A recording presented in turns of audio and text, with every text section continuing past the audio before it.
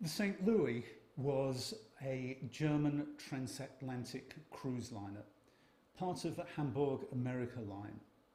It sailed from Hamburg on the 13th of May 1939 with 937 Jewish passengers on board. They were all fleeing from the persecution of the Third Reich with the hope of eventually starting a new life in America.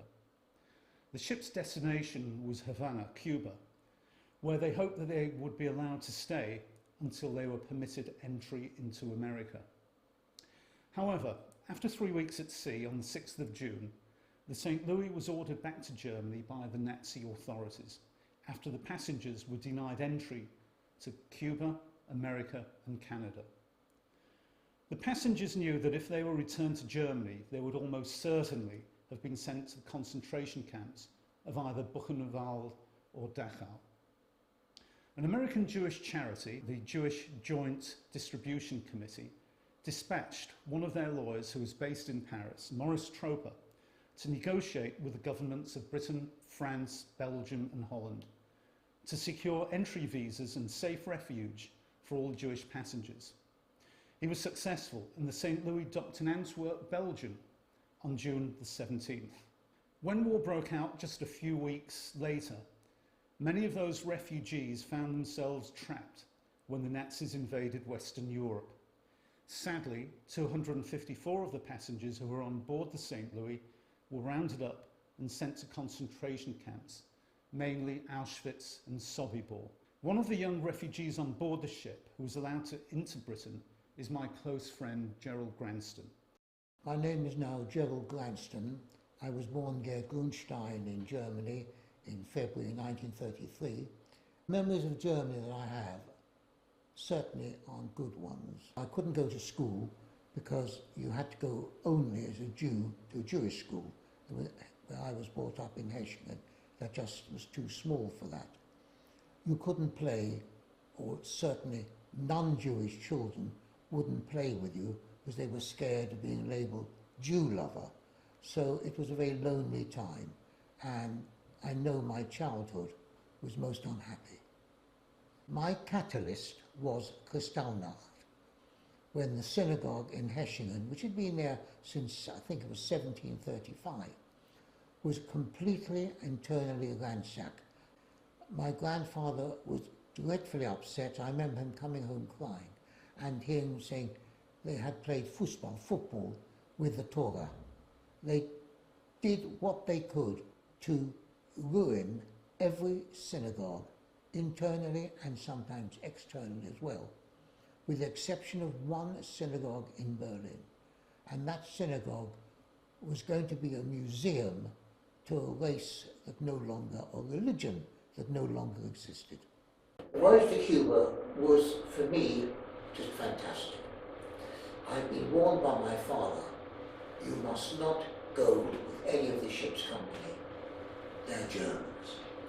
So of course the first thing I did, made friends with the sailors and enjoyed having whoosh and fizzy drinks in their mess at lunchtime. The voyage out was a tremendous relief. Everybody was going to freedom.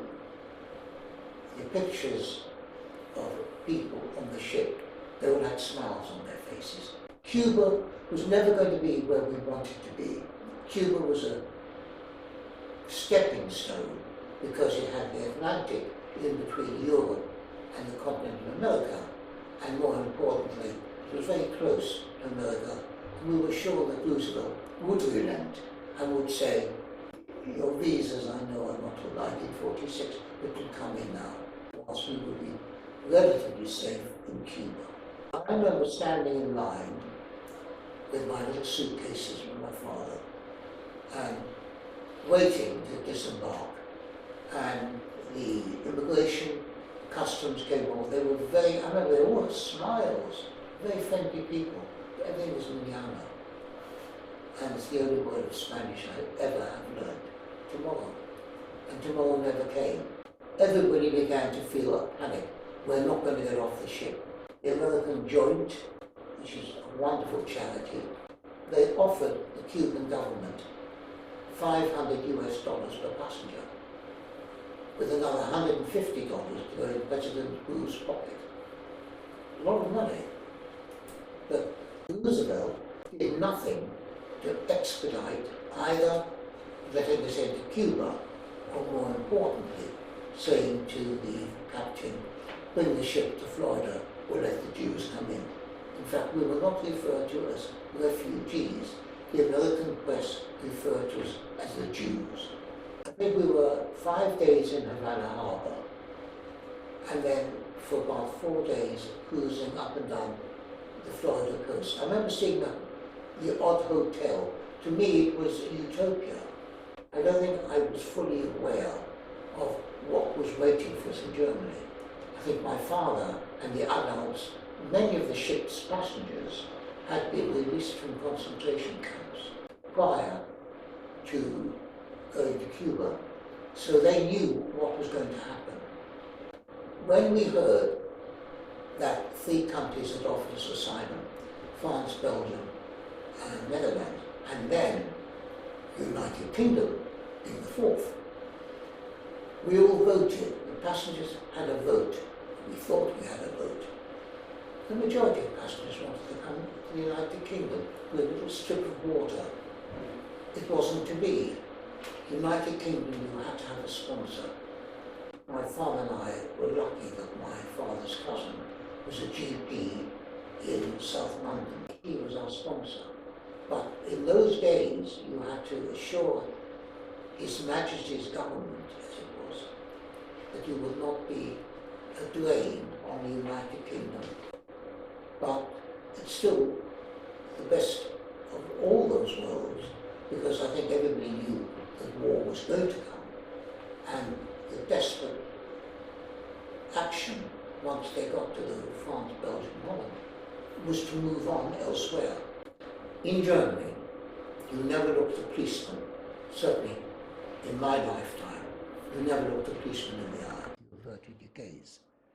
God forbid he should find out. He could, a majority of police, not all the police obviously, majority of the police were Nazis. And if they found out you were a Jew, they could have arrested you for anything they wanted. I remember coming off the gangplank and seeing a policeman. And as I walked by him, he looked at me with his hand on my shoulder.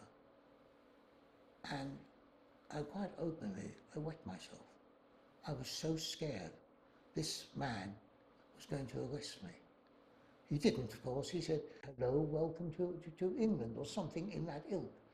And that, to me, has been the difference to this day between Germany and the United Kingdom.